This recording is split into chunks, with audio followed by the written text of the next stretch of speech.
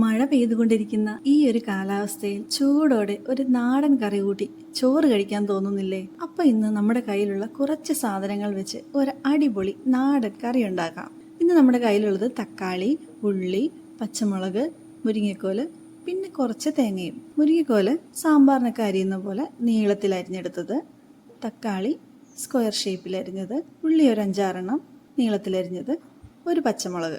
ഇത്രയുമാണ് നമ്മുടെ ചേരുവകൾ. തക്കാളി അരിഞ്ഞു വെച്ചതിൻ്റെ ക്വാണ്ടിറ്റി കുറഞ്ഞുകൊണ്ടിരിക്കുകയാണേ.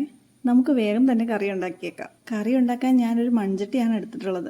നാടൻ കറിയൊക്കെ മൺചട്ടിയിൽ വെക്കുന്നതല്ലേ നല്ലത്. മൺചട്ടിയിലേക്ക് തക്കാളി ഒഴികെയുള്ള ബാക്കി മുരിങ്ങക്കോല്, ഉള്ളി, പച്ചമുളക് എന്നിവ ഉപ്പും ചേർത്ത് വെള്ളമൊഴിച്ച് വേവിക്കാൻ വെക്കാം. തക്കാളി ഇപ്പോൾ ചേർക്കരുത് കേട്ടോ. തക്കാളി ഇപ്പോൾ ചേർത്താൽ അത് വല്ലാതെ ഉടഞ്ഞു പോകും. അത് നമ്മുടെ കറിയുടെ ടേസ്റ്റിനെ തന്നെ മാറ്റിക്കളയും. ഈ സമയം നമുക്ക് തേങ്ങ വറുക്കാം കേട്ടോ. വറുക്കാനായിട്ടുള്ള തേങ്ങ എടുക്കുമ്പോൾ അത്യാവശ്യം മൂത്ത തേങ്ങ തന്നെ എടുക്കുന്നതാണ് നല്ലത്. പിന്നെ ഞാനെപ്പോഴും തേങ്ങ വറുക്കാനായിട്ട് നോൺ സ്റ്റിക്ക് പാത്രമാണ് ഉപയോഗിക്കാറ്. ഇതിലാണെങ്കിൽ അധികം എണ്ണയും ആവശ്യമില്ല. വളരെ കുറച്ച് എണ്ണ മതി തേങ്ങ വറുത്തെടുക്കാൻ.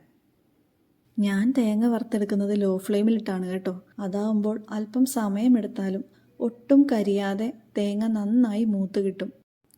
പിന്നെ നമ്മൾ തേങ്ങ പൊട്ടിച്ചിട്ട് ആദ്യം ചിരണ്ടിയെടുക്കുന്ന തേങ്ങയ്ക്ക് കുറച്ച് സൈസ് കൂടുതലായിരിക്കും. അതൊന്ന് ഒഴിവാക്കി ബാക്കി എടുത്തു കഴിഞ്ഞാൽ എല്ലാം ഒരുപോലെ മൂത്ത് കിട്ടും.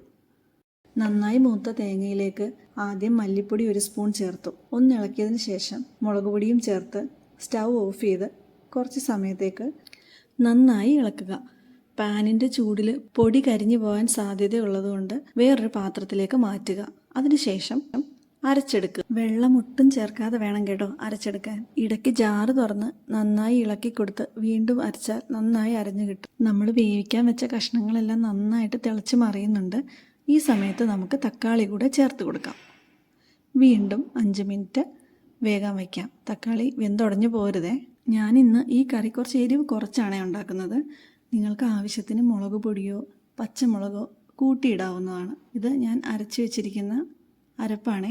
നന്നായി അരഞ്ഞു കിട്ടിയിട്ടുണ്ട്. ഇത് കറിയിലേക്ക് ചേർത്ത് വീണ്ടും അല്പസമയം തിളയ്ക്കാൻ വെക്കുക. ഇനി നമുക്ക് ഈ കറിയിലേക്ക് കുറച്ച് കടുക് പൊട്ടിച്ച് ചേർക്കാം. കുറച്ച് എണ്ണയാണ് ഞാൻ ഉപയോഗിച്ചിട്ടുള്ളത്. ഓൾറെഡി തേങ്ങ വറുക്കാനും തേങ്ങയിലും എണ്ണയുള്ളത് കൊണ്ട് ഒരുപാട് എണ്ണയുടെ ആവശ്യമില്ല എന്ന് തോന്നി. ഞാൻ പൊതുവെ എണ്ണ കുറച്ചാണ് ഉപയോഗിക്കാറുള്ളതും. ഇനി ഈ കടുക് പൊട്ടിച്ചതും കൂടി ചേർത്ത് നമുക്ക് കറി വാങ്ങാം.